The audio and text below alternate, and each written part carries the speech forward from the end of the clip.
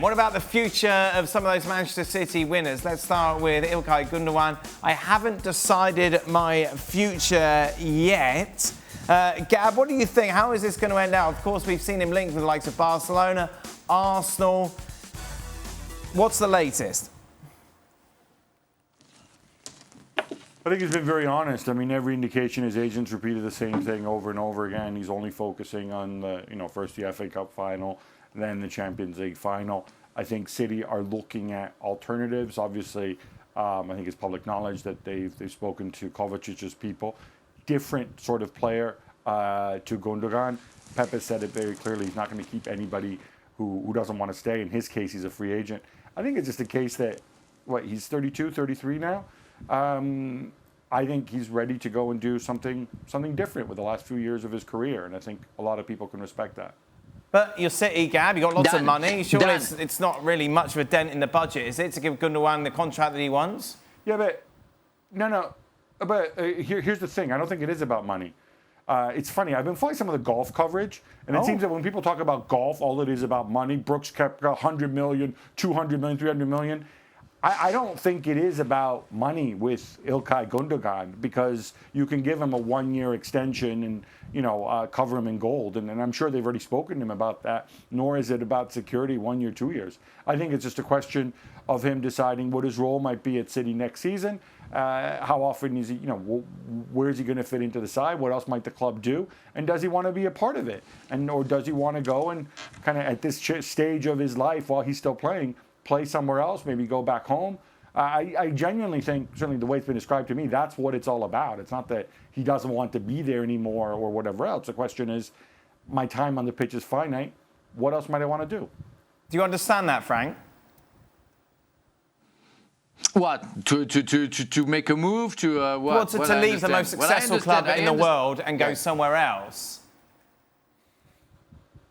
Yeah, it depends what you want to do. Maybe he's so old that he wanted to see from Manchester City and want to try another last experience, maybe because he's 32 and want to go elsewhere. That I understand. What I don't understand is nowadays we can hear the players say, no, I'm focusing on the FA Cup final, then I'm going to focus on the Champions League. Yeah, I've been there. I don't buy that. You have a family, you have kids, you have a wife, you talk about it because that's very important for the family. So I don't buy it at all. The players listen and they can play a Champions League final, FA Cup final. They already know where they want to go. So they can say whatever they want to the press, but I don't buy it. Are you saying that players don't tell us the whole truth, Frank? This is what a revelation. Yes, I know. You know what? You're so naive, Dan. I know. I just thought everything everybody said was 100% true. Shaq, how hard would you push if you're City to get this done? I'd ask him what he wants and meet it, in all honesty. And I think this season in particular, well, you've seen over the last couple of seasons, and I said this last week, I think it was a couple of weeks ago, whenever everybody else is having an off day, Gundogan seems to be the one you can always rely on. Yesterday. Well, yes, but more times than not. Well, the exception makes the rule. And as a result, I see Gundogan as being vital. And again, we're talking about building on a legacy, and until you identify that next player to fill that role, you've got to keep hold of what you've got. At the same time, Gundogan has got his own decision to make. Yeah. And Frank's right. On the one hand, he is saying publicly, I'm going to discuss this after the Champions League final. I'm going to sit down with my family. Players discuss contracts and their positions and play football at the same time all day, every day. That's not the issue. He just has to decide truly what he wants to do. And in his defence, going out on the top is kind of nice. If you can. You leave that legacy.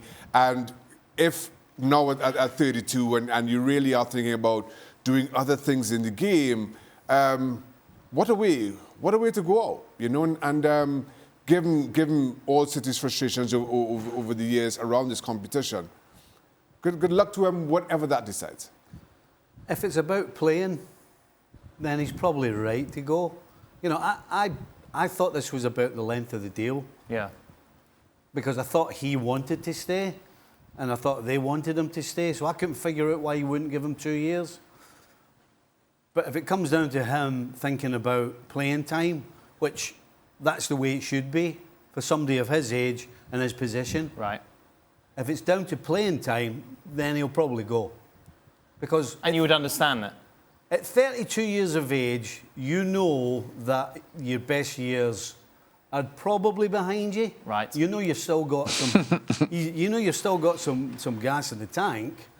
But if you're playing for the best club on the planet, whose standards are way above there, and you're beginning to go downhill, shall we say, then he's probably right to move. And by the way, if he moves, don't go to Arsenal.